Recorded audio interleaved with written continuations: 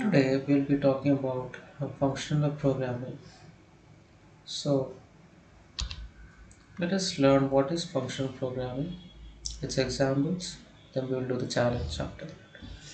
So functional programming is a style of programming where the solutions are simple, isolated functions without any side effects outside of the function scope.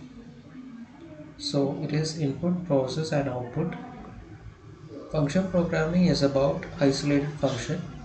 There is no dependence on the state of the program, which includes global variables that are subject to change. These are pure functions. The same input always gives the same output. Functions with limited side effects. Any changes or mutations to the state of the program outside the function are carefully controlled.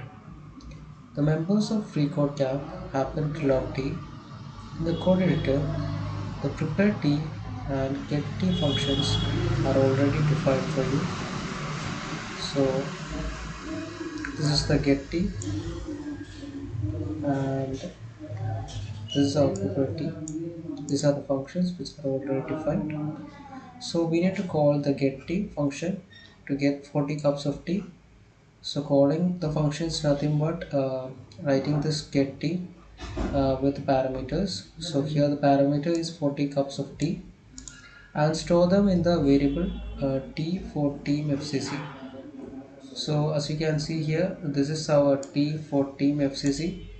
So we'll give earlier it was actually null, so now we need to change it to get T40.